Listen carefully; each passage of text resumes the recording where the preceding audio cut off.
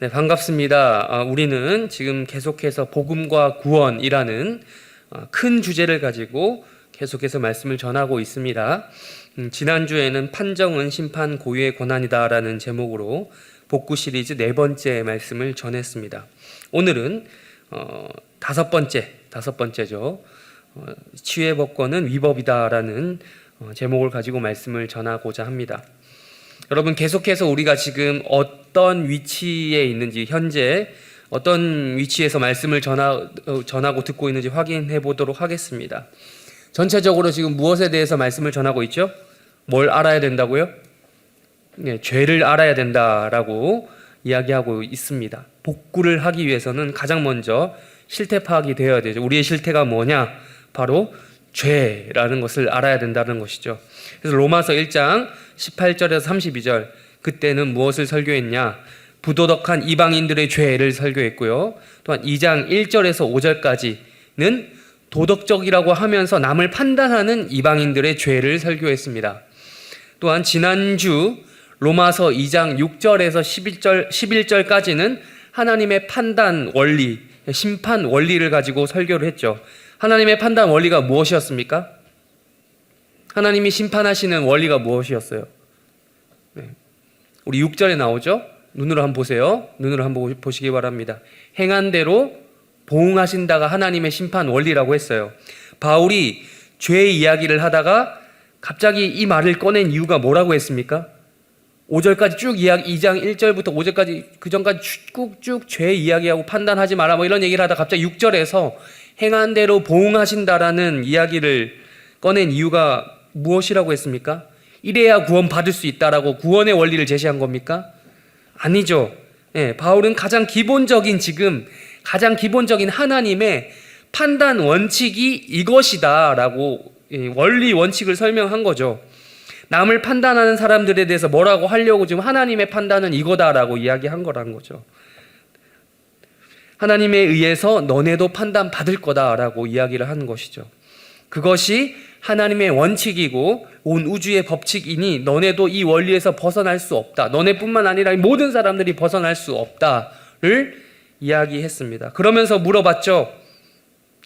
우리는 어떤 행동을 할 것이냐라고 제가 물어봤습니다.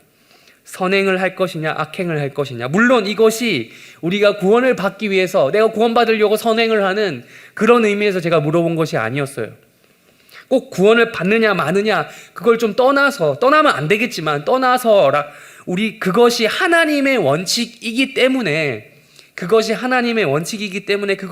하나님의 판단 기준이라는 이유 하나만으로도 우리가 하나님의 영광과 존귀와 썩지 아니한 것을 우리가 구할 수 있겠냐. 그것이 선행이라고 했잖아요. 그런 선행을 우리가 할 수 있겠느냐.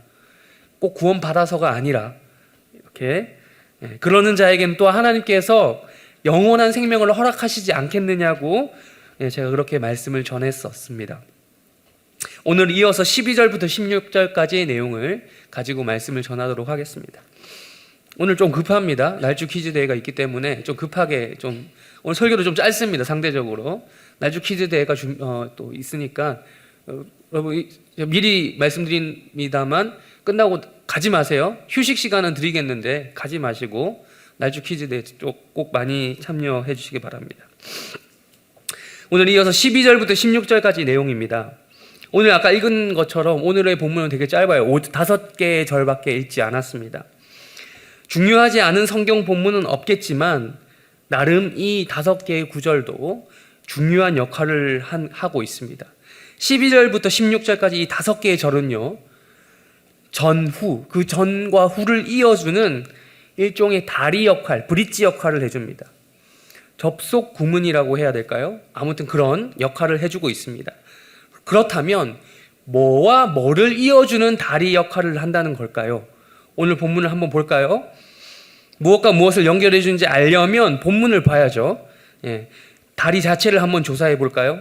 본문 자체에서 키워드 하나만 발견해 볼까요? 뭐죠? 그렇죠. 율법입니다. 잘 찾아보시면, 그러니까 항상 키워드 중요한 거 하면은 제가 날주 묵상법을 제가 가르칠 때도 그렇게 말씀을 드리긴 했지만 중요한 키워드는 일반적으로 반복되게 되어 있습니다. 자, 이 정도는 여러분 언어 영역 최하 등급도 맞출 수 있어요. 예. 자, 여러분도 언어 영역에 자신 없다, 나 좀 시험 못 봤다 하더라도 여러분은 성경을 읽을 수 있습니다. 여러분도 할 수 있으니까 꼭 이런 반복되는 단어, 이런 중요한 단어를 한번 찾아보시기 바랍니다.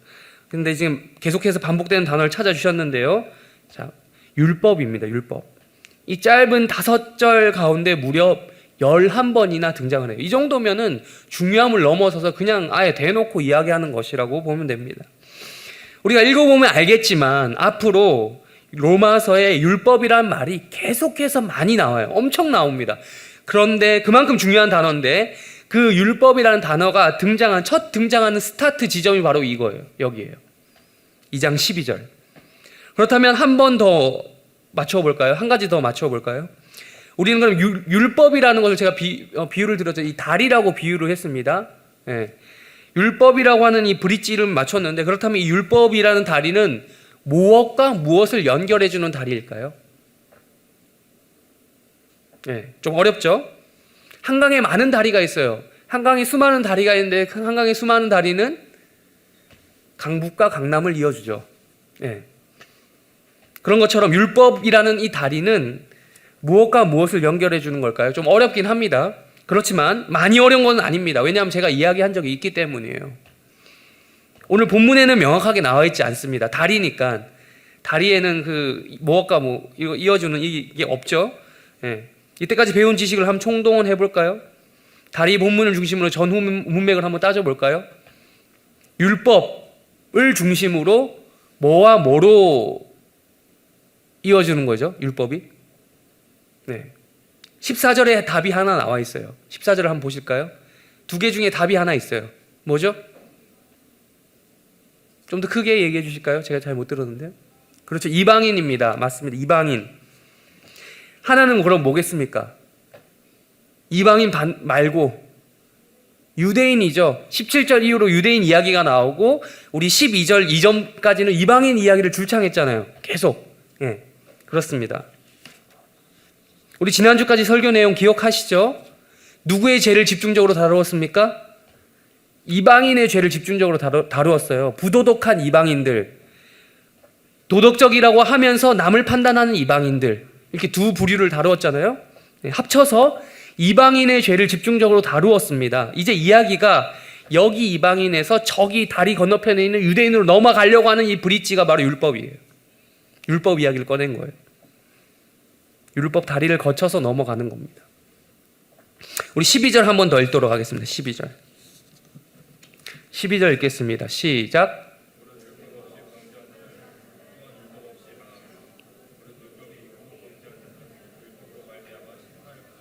네, 12절이 사실상 12절부터 16절까지 핵심 내용을 다 담고 있다라고 해도 무방합니다. 지난주에 6절에서 11절 중에서 가장 핵심이 뭐라고 했죠? 기억하십니까? 가장 핵심 한 절, 그 원리 뭐죠? 6절이죠. 6절. 하나님께서 각 사람에게 행한 대로 보응하신다. 이게 핵심이라고 말씀을 드렸죠. 그렇다면 12절이 오늘 이 본문의 핵심인 구절이라고 할 수 있는데 율법이 뭐 어쨌다는 겁니까? 율법이 있고 율법이 없고를 지금 말하고 있어요.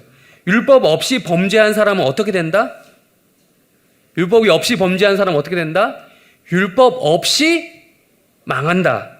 또한 율법이 있이 범죄한 사람은 어떻게 된다? 어떻게 된다? 율법으로 심판을 받는다. 판단을 받는다. 라는 거죠.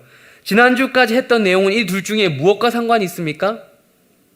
율법 없이죠. 없이. 율법이 없는 사람들. 네. 그래서 12절 문장에서도 보면요. 잘 보세요. 율법 없이부터 먼저 이야기해요. 네. 율법 없이 범죄한 자, 율법 없이 망하는 자, 즉 이방인들을 먼저 이야기하고 있어요. 왜냐하면 이때까지 전 문맥에서 쭉 이방인에 대한 이야기를 하고 있었잖아요. 네. 그래서 근데 생각해 보니까 제가 율법이라는 말이 나왔는데 율법이 뭔지 한번 정리하고 넘어가야 되겠다라는 생각이 들었어요. 원래 이런 생각이 들면 안 되거든요. 제가 여러분의 수준을 무시하고 있는 거예요, 지금. 만약 제가 여러분의 수준을 믿고 있었다면 율법이라는 거 굳이 정리하고 넘어갈 필요가 없는데 하고 넘어가겠다는 약간 필연적인 생각이 들었어요. 율법이란 뭘까요? 율법. 헬라어로 율법은 노모스라고 하고 영어로는 law라고 합니다. 어려운 말 아니죠? 그냥 사실상 그냥 법이라고 해석을 해도 되는데, 법이라고 번역을 해도 되는데, 한글 번역에 오히려 좀 더 특별한 의미를 부여한 것 같아요. 율법, 고유명사처럼. 근데 이 법은 누구에게 해당되는 법이죠? 이 율법은 유대인들에게만 해당되는 법이죠. 예. 이 율법은 하나님께서 유대인들의 조상인 이스라엘 그 나라에게 주신 법이에요. 국가법이에요. 일반적으로 해서 율법하면 우리는 무엇을 가리킵니까? 무엇을 말하죠? 율법하면 뭘 이야기하죠? 십계명을 포함한 자, 율법. 성경에서 율법은 이거다. 모세의 율법하면 뭘 얘기하죠? 자, 지난번에 한번 얘기한 것 같은데, 날마다 새로우니 가르칠 게 많아서 좋습니다. 자, 창세기, 출애굽기, 레위기, 민수기, 신명기 이 다섯 개의 책을 가리켜서 뭐라고 부르죠? 자, 모세오경. 그건 아시죠? 그걸 가리켜서 성경에서 퉁쳐서 율법이라고 부르거든요. 율법. 모세오경을 가리켜서 율법이라고 부릅니다. 율법. 네. 마침 오늘 날주 퀴즈 대회 하는데요. 출제 범위가 그 중에 하나인 신명기입니다. 공부 좀 하셨습니까, 다들? 공부 좀 하고 오셨어요? 네. 공부한 사람 좀 더 맞출 수 있고요. 공부 안 해도 확률이 없는 건 아니에요. 찍신이 저는 그런 이상한 우상을 믿지 않습니다. 아무튼 임하면 이제 맞출 수 있는 사지선다형 객관식으로 문제가 출제가 되니 됩니다. 아무튼 다들 신명기를 잘 읽었으리라 생각을 하는데요.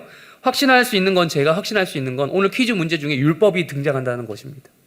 네. 여기서 좀 웃어야 되는데 안 웃어서 제가 좀 당황했어요. 율법이 나온다고 했을 때 여러분 무슨 생각하셨습니까? 그만 신명기 전체가 범위라는 거예요, 제 말은. 네. 신명기 전체에 율법이 깔려 있다라는 것을 우리는 알아야 합니다. 그래서 하나님께서 이렇게 이스라엘이라는 그 하나의 나라를 세우시면서 그들에게 어떤 이 국가, 문명 국가의 기틀을 마련할 만한 법을 주셨어요. 여러분, 법이 없는 나라는 어떤 나라죠? 법이 없는 나라를 우리는 나라라고 인정할 수 있겠습니까? 없죠. 법이 없어요. 그리고 법이 빈약하거나 법이 제대로 지켜지지 않는 나라, 그런 나라를 우리는 가리켜서 무엇이라고 부르죠? 무슨 국? 무슨 국? 미역국 아니고 후진국이죠. 후진국. 네, 후진국이죠. 법이 있으나 마나한 나라. 네. 하나님께서는 이 이스라엘 나라에게 정말 디테일하게 그 고대 사회에 찾아볼 수 없는, 고대 사회 그 법전 어디를 봐도 이만큼 디테일한 법이 별로 없어요. 예. 뭐 기껏 해봐야 뭐 함무라비 법전 이런 거죠. 예. 그런데 이렇게 디테일한 법을 주신 적이 없어요. 하나님께서는 이 이스라엘 나라에 문명국가의 기틀을 세우라고, 하나님 나라 백성답게 살라고 법을 주셨는데 모세오경에 따다다다닥 십계명을 중심으로, 십계명은 율법 중에 그거죠. 핵심이죠. 핵심을 중심으로 다다다 살을 붙여 놓으셨어요. 그게 바로 율법이잖아요. 율법에는 수많은 조항들이 있습니다. 그 중에서 가장 유명한 게 뼈대가 되는 십계명이고, 네. 그렇다면 여러분, 십계명을 두 가지로 나누면 뭐죠? 그 지난번에 한번 물어봤는데 이거 아시겠죠? 십계명을 크게 두 가지로 나누면, 두 부분으로 나누면 뭐죠? 예수님께서 해석해 주셨잖아요. 뭐죠?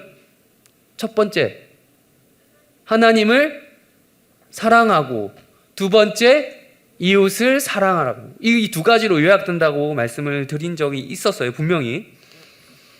아무튼 이 율법이라고, 지금 율법을 쭉 설명했는데 역시 말하길 잘했어요. 잘했다는 확신이 들고 있습니다. 네.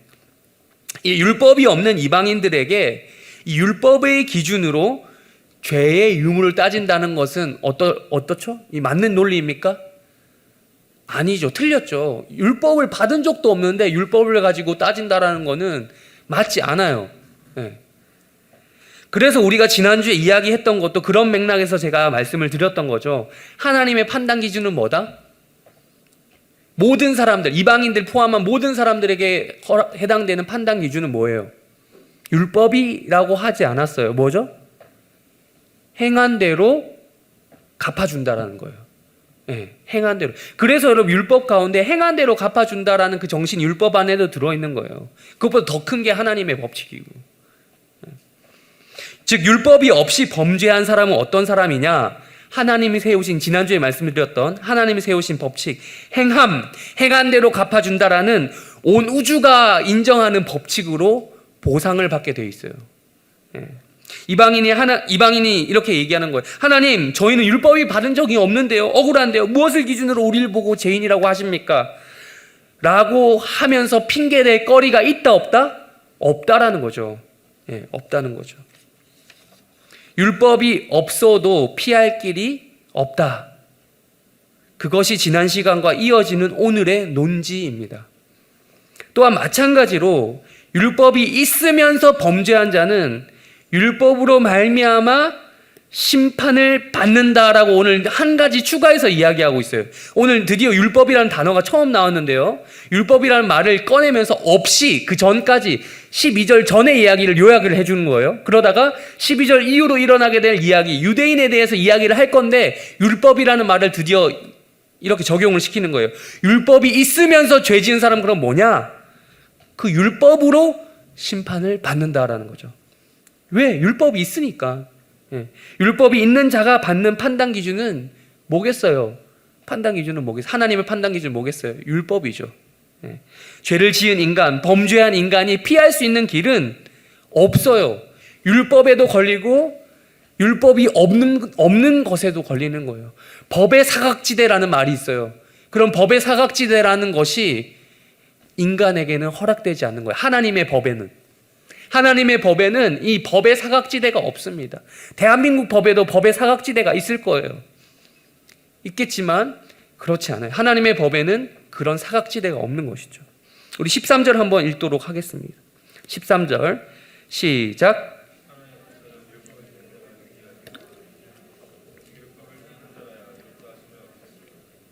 13절은 6절과 똑같은 구조로 구성이 되어 있다고 할 수 있습니다. 6절, 우리 지난주에 봤던 6절.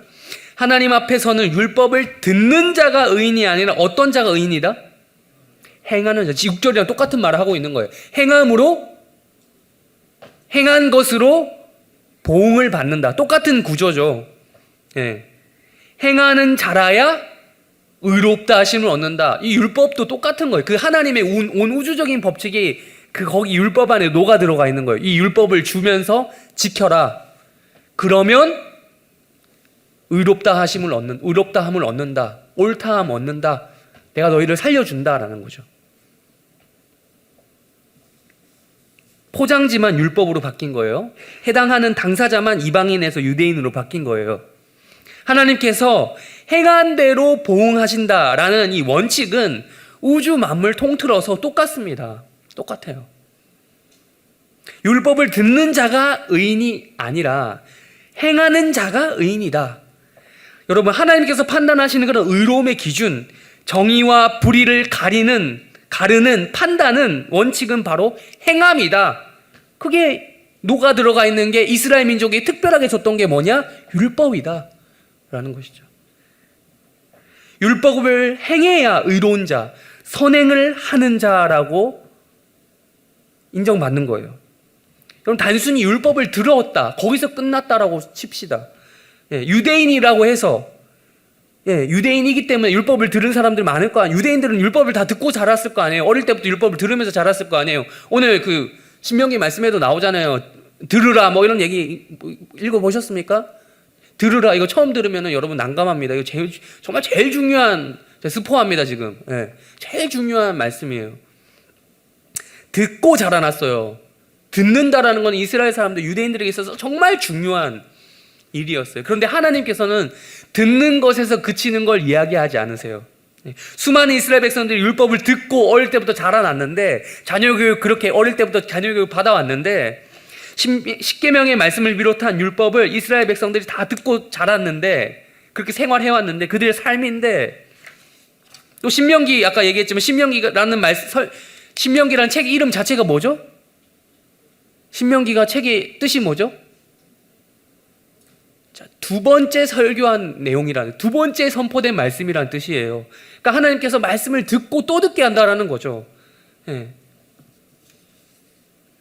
그러나 여러분, 듣는 것, 그렇게 듣는 게 중요한데 듣는 것과 행동하는 거는, 물론 들어야 행동을 할 수 있는데 듣는 거는 듣는 거에서 끝날 수 있다라는 거예요. 듣는 것과 행동하는 것은 천지 차이예요. 그런 의미에서 듣는 게 매우 중요하지만 듣는 거에서 끝난다면 듣는 것과 행동하는 것은 천지 차이입니다. 일단 들어야 행동할 수 있긴 한데 행동 안 하는 사람도 있다라는 거죠. 유대인들의 역사를 아시죠? 하나님의 말씀을 그렇게 지겹도록 듣고 선지자를 통해서 듣고 모세를 통해서 듣고 수많은 선지자를 통해서 들었는데 어땠습니까? 안 들었어요. 말을 안 듣는다라는 말이 뭐예요? 말을 안 듣는다. 말을 진짜 귀가 안 들려서 안 듣는 거예요? 그게 아니에요. 듣긴 듣는데 그걸 행동을 안 하는 걸 가리켜서 뭐라고 합니까? 말 안 듣는다라고 하는 거잖아요. 네. 여러분, 우리가 부모님 말씀을 듣습니다. 근데 움직이지 않아요. 일어나라.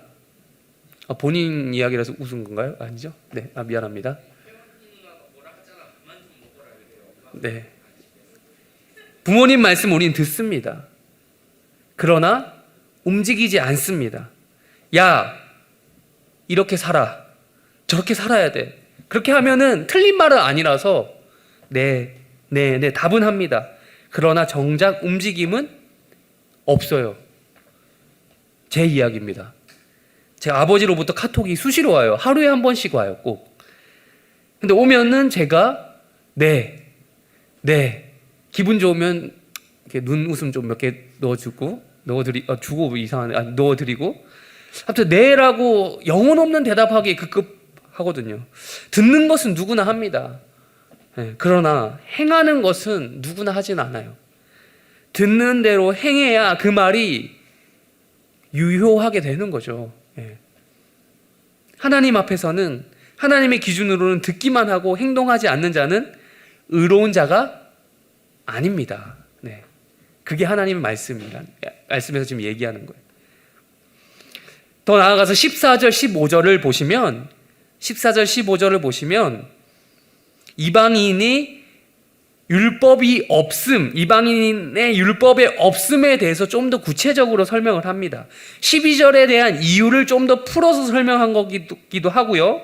앞에 1장 19절, 20절에 나왔던 이야기를 다시 반복해서 설명하는 것이기도 해요. 그래서 율법이라는 관점으로 이방인들이 죄인이라는 사실을 핑계할 수 없다는 것을 보여주고 있거든요. 14절, 15절 우리 다시 한번 읽어보겠습니다. 14절, 15절 읽겠습니다. 시작.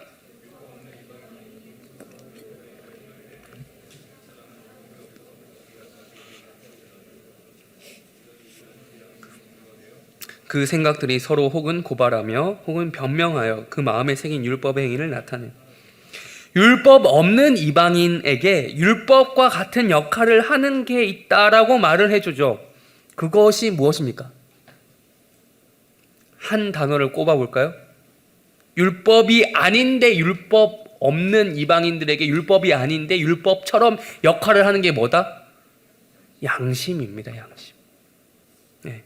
율법이 없지만 자기에게 율법이 되는 법이 있는데 그게 바로 인간이라면 누구나 가지고 있는 양심이라는 거예요. 양심법이 있다는 거예요. 양심법. 자기의 양심이 자기에게 율법이 된다라는 거죠. 율법이 없는 사람이라고 해도, 이방인이라고 해도, 나 태어나서 한 번도 성경도 본 적이 없고 율법도 본 적이 없는데 무엇으로 나를 스스로 판단한단 말인가요? 스스로 양심이라는 거죠. 이방인은 여러분 쉽게 하면 모릅니다. 그런데 이방인도 율법의 내용을 자기도 모르게 지키는 것이 있다라는 거죠. 그것이 양심법이라는 거예요. 양심법. 우리 1장인데요. 우리 다시 1장 지난번 했던 내용인데 19절부터 21절까지 한번 읽어볼까요? 다시 1장 19절부터 21절까지 한번 읽어보도록 하겠습니다. 제가 그만할 때까지 읽겠습니다. 시작. 그들 속에 보임이라 그들에게 보이셨느니라. 창세로부터 그에 보이지 아니하는 것들, 영원하신 능력과 신성이 그가 만드신 만물에, 그러므로 그들이 핑계하지 못하지. 여기까지 그만. 네. 하나님을 알되. 네. 하나님을 알만한 것이 지금 이거 19절부터 21절까지 요약하면 양심에 대한 이야기예요. 양심. 하나님을 알만한 것이 하나님을 알되 그의 영원하신 능력과 신성이 어디에? 만물에 분명히 보여 알려졌다라는 거예요. 즉 양심 가운데 양심이 있으면 신이 있다라는 사실을 핑계할 수 없다라는 거죠. 그것을 알 수밖에 없다.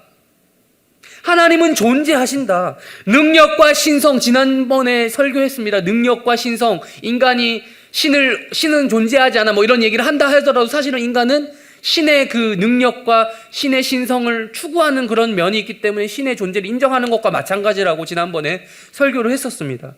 능력과 신성이 만물에 분명히 나타나 있다라는 것이 가장 강력한 증거다라고 말씀을 드렸죠.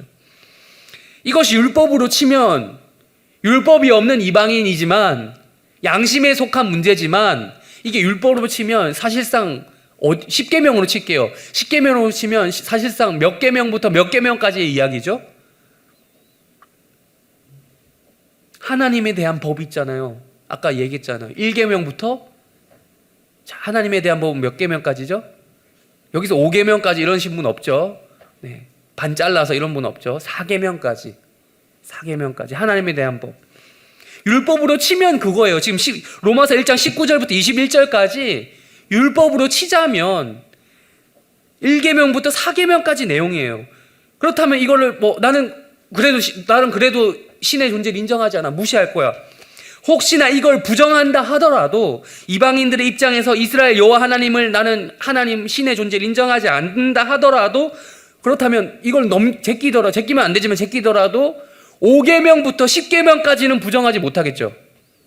네, 5계명 뭡니까?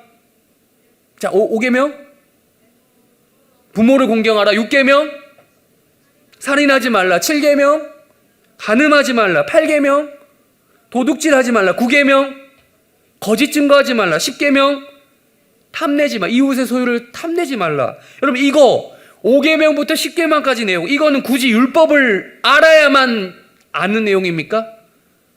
몰라도 알아요.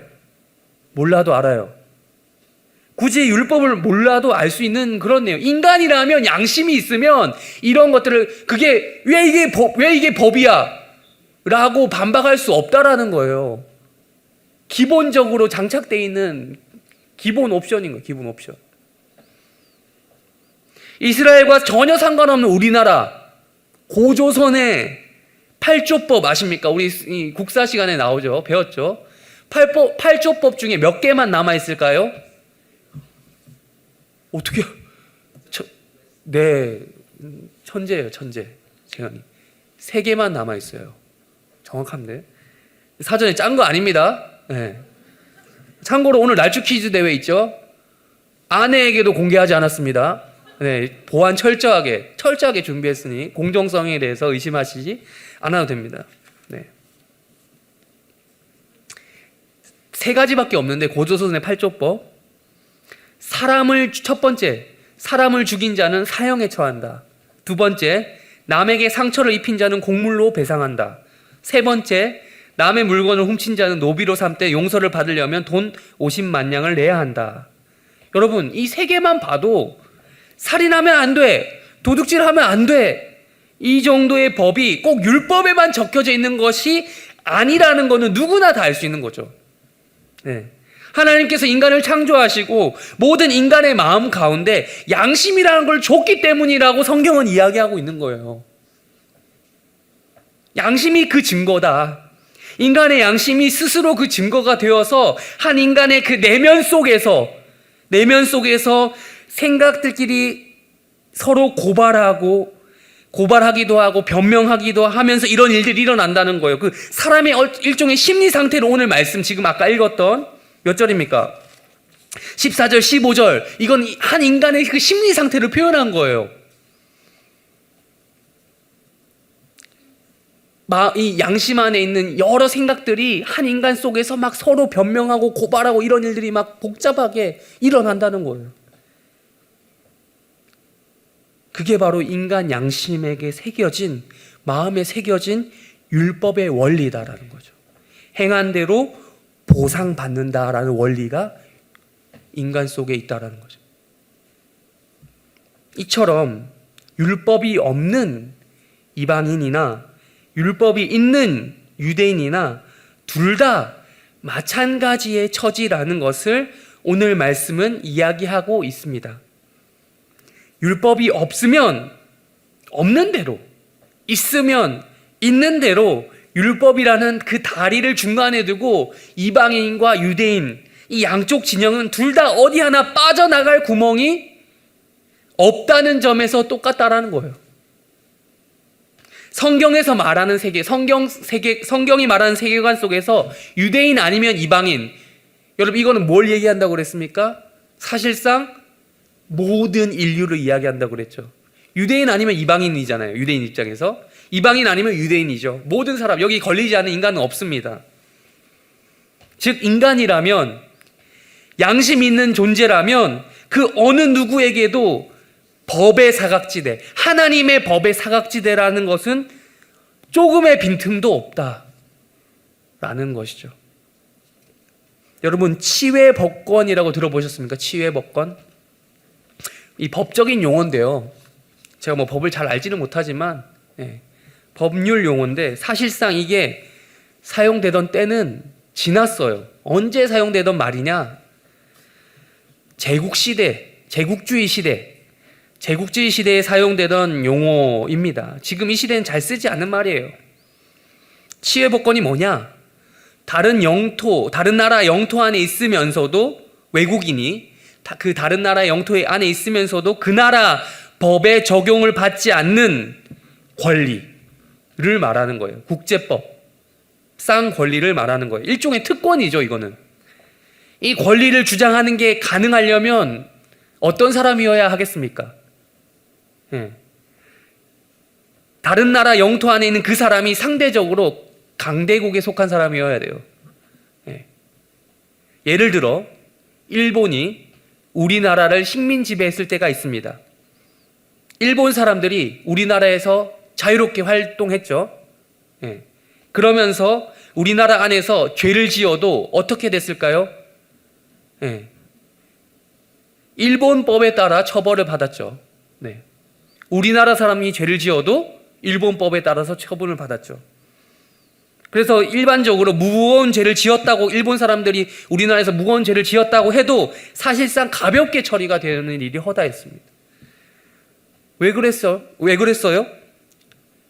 제가 말 꼬여가지고 반말했네요. 죄송합니다. 왜 그랬습니까? 이것은 우리나라에 국권이 없었기 때문에 가능한 일이에요. 국권이 없었기 때문에. 이미 우리나라는 그런 일본 제국주의로부터 국권을 강탈당하기 전부터, 조선시대 때부터 강화도 조약이니 뭐니 여러 불평등 조약을 맺음 당하면서 치외법권을 내줄 수밖에 없었던 그런 아픈 역사가 있습니다. 여러분, 지금 이 시대에는 아까 말씀드린 바대로 국제법상 이 치외법권이라는 말이 성립되지는 않습니다. 하지만 그 개념이 완전히 사라진 것은 아니에요. 여러분, 탈북민들이, 우리 세터민들이 중국이나 동남아시아와 같은 제3국으로 가서 어떤 루트로 우리 한국으로 들어온지 아시죠? 여러 루트가 있겠지만 일반적인 우리에게 잘 알려진 루트가 뭡니까? 어디로 가죠? 중국 이런 데 가서 어디로 가죠? 대사관으로 들어갑니다. 대사관. 수단과 방법을 가리지 않고 일단 그 대사관 속으로 몸을 던지면, 그걸 성공하면 북한으로 송환될 일이 없는 거죠. 한국으로 올 수 있습니다. 그것이 가장 확실한 방법 중에 하나죠. 강대국이 약소국에서 행패를 부리는 의미에서 치외법권이란 말은 지금 허용되지 않지만 여전히, 그러니까 이런 일종의 치외법권이라는 그 개념을 이 세상에서는 어느 정도 인정하는 부분이라고 할 수 있겠죠. 한 가지 더, 여러분, 2002년에 우리나라를 떠들썩하게 했던 사건이 있었습니다. 뭐죠? 2002년 하면 월드컵을 이야기하실 줄 알았습니다. 역사적인 사건이긴 했어요. 기뻤죠. 예. 이때 여러분 모르는 사람도 있을 거예요. 효순이 미선희 사건이 있었습니다. 네. 월드컵 분위기에 완전 묻힐 뻔했던 사건이에요. 이 경기도 양주, 양주면 이제 요즘엔 길이 잘 닦여서 조금만 가면 나오는데, 양주에서 길을 가던 여중생 둘, 효순이 미선희가 주한 미군이 운전하던 장갑차에 깔려 죽은 사건이었어요. 그때 월드컵 한창 하던 때라서 분위기에 완전 묻혔는데, 월드컵 끝나고 나서 이걸 운전을 했던 그 미군들이 가해자들이라고 할 수 있죠. 그들이 무죄 판결을 받았다라는 소식이 알려지면서 많은 국민들이 분노를 했어요. 무죄 판결을 받을 수 있었던 이유가 뭐겠습니까? 이 사건이 대한민국 경기도 양주에서 한국인들 대상으로 일어난 사건이긴 하지만, 이것을 재판했던 것은 우리나라 법에 의해서 재판했던 것이 아니었던 거죠. 이 때문이죠. 일종의 치외법권의 형태를 보였던 사건이 이것입니다. 억울하지만 그럴 수밖에 없었어요. 미군이 우리나라에 주둔하면서 얻게 되는 장점도 있지만, 이런 단점을 감수하고라고 해도 이 미군이 주둔하는 것을 정부가, 그리고 정부뿐만 아니라 우리 모든 국민들이, 모든이라고 하면 그렇지만 대부분의 국민들이 원했기 때문입니다. 네. 파병받는 입장에서 이를 감수하는 것은 현실입니다.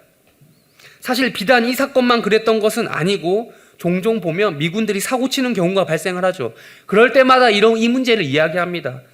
우리나라 헌법에 의해서 처벌받는 게 아니라 미군법 혹은 미국법에 의해서 처벌받는 일 때문에 우리나라 사람들이 많이 분노를 하죠. 그래서 소파법 개정이니 뭐니 이런 말들이 나오는 것입니다. 이렇게 현재 국제사회에서 치외법권이라는 것은 과거의 것, 사실상 없는 개념이다라고 말은 하는데, 명목상 그럴 뿐이고 엄연히 강대국과 그렇지 않은 약소국 사이에서 일정 부분 시행되고 있다라고 해도 무방한 것입니다. 네. 제국주의 시대만큼 노골적이진 않겠지만, 여러분, 치외법권이란 말 자체가 지금 위법이에요. 네. 하지만 그것이 없어지는 것이 공의로운 거겠죠. 치외법권이라는 자체가.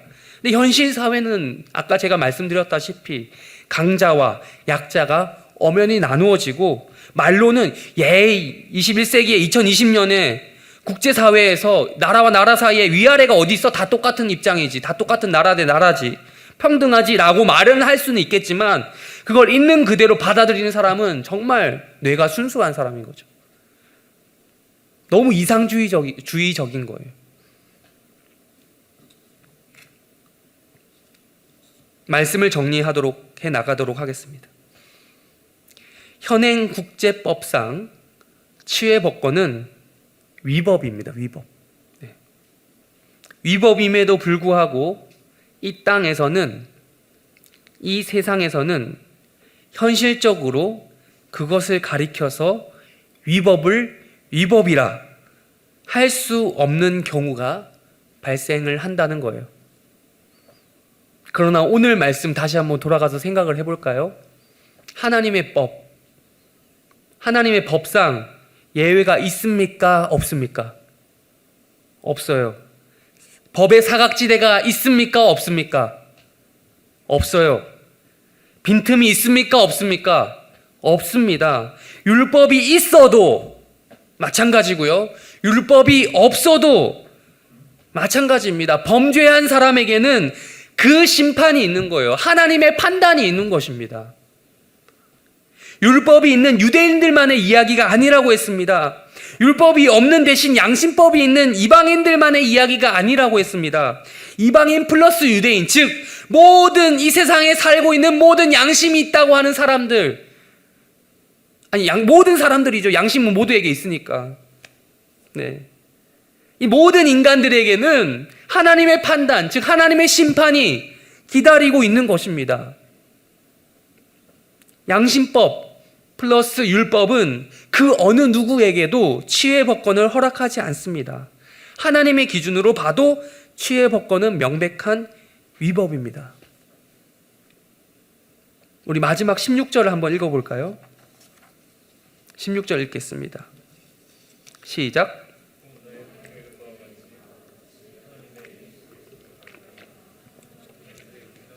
심판하시는 그날이라. 그렇습니다. 16절에서 바울이 갑자기 율법 이야기하다가 무엇을 얘기합니까? 복음을 이야기합니다. 이것은 복음의 시작입니다. 복음과 구원의 시작입니다.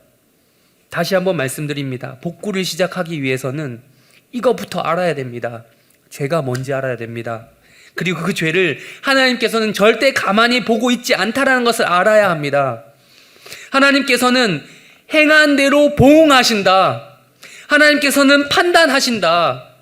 율법이 있는 자들에게는 율법으로 판단하시고 율법이 없는 자들에게는 양심법을 가지고 판단을 하신다. 하나님께서 예수 그리스도로 말미암아 사람들의 그 은밀한 것, 그 마음속에 있는 그 은밀한 것, 양심, 그걸 심판하시는 날이 온다라고 말씀은 이야기하는 거예요. 2020년 대한민국을 살아가는 기독교인인 우리를 생각해 보도록 하겠습니다. 우리는 유대인과 이방인 둘 다 모두에게 해당되는 사람이에요. 유대인의 정체성과 이방인의 정체성이 우리 안에 혼재하고 있습니다. 섞여 있어요. 첫 번째, 그리스도인으로서 구약의 율법을 인정하고 받아들인다는 측면에서, 그러니까 그 율법을 유대인들처럼 우리는 동일하게 하나님 말씀으로 인정한다는 측면에서 우리는 오늘 로마서 말씀에서 지적하는 유대인에게 해당됩니다. 유대인에 해당됩니다. 율법에 대해서는 다음 시간에 본격적으로 자세히 이야기하기 때문에 접어두도록 하겠습니다. 둘째, 양심의 법도 여전히 우리에게 작용한다는 측면에서 우리는 이방인에 해당됩니다. 기독교인은 그 누구보다도 양심적이어야 한다라는 말을 처음 들어본 게 아니라고 생각됩니다. 근데 간혹 보면요. 이제는 간혹이 아닌 것 같아요. 간혹이 아니라 너무 자주 비양심적인 기독교인들이 많습니다. 오히려 이 양심의 부분에 있어서는 불신자들이 더 나을 때가 많습니다. 이게 율법이 있기 때문에 우리가 양심법을 더 무시하는 건가 싶기도 한데 그건 잘못 알고 있는 거죠. 율법이 있기 때문에 그 하나님의 법이 있기 때문에 오히려 더 양심법이 우리 내면 안에 더 잘 새겨져 있어야 되는 거 아니겠습니까? 너 예수 믿는다면서 왜 그래? 너 기독교인이라면서 왜 이렇게 양심이 죽었냐? 이런 소리 듣고 다니지는 않으십니까?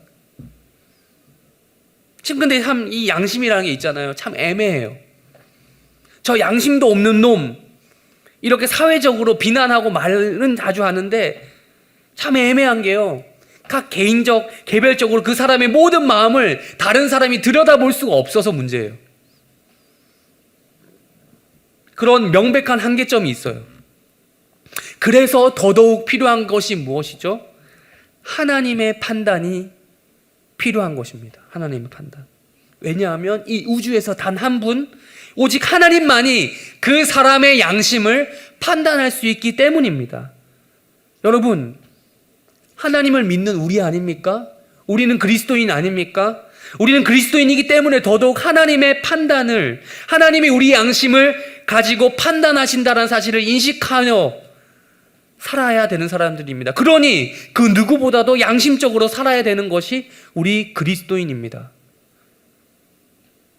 말씀의 빛이 매주, 아니면 날마다, 여러분 원한다면 날마다, 매 순간 말씀의 빛이 우리를 이렇게 비추어주지 않습니까?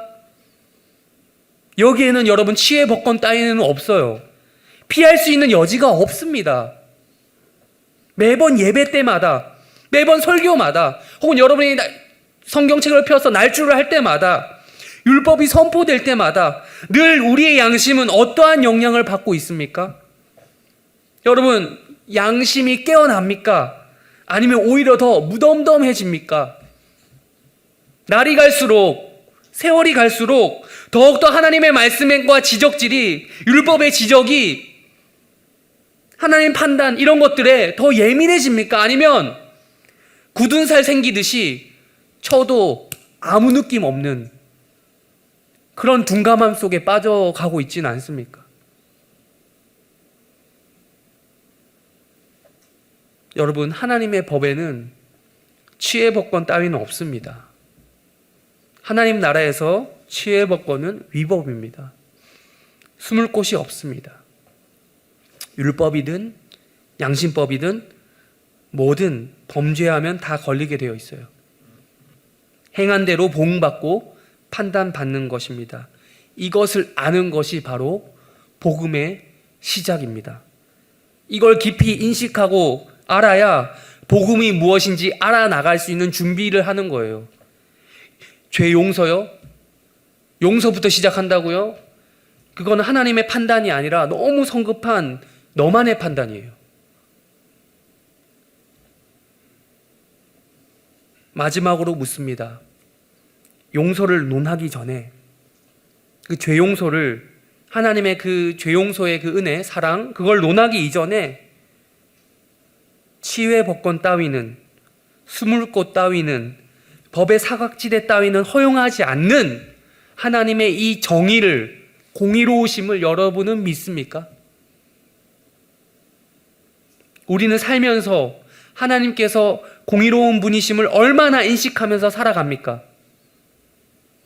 하나님께서 우리의 모든 상황을 일일이, 옛날에는 일거수일투족 이런 말을 어른들 잘 썼는데요, 일일이 다 지켜보고 계신다라는 사실을 여러분 믿으십니까?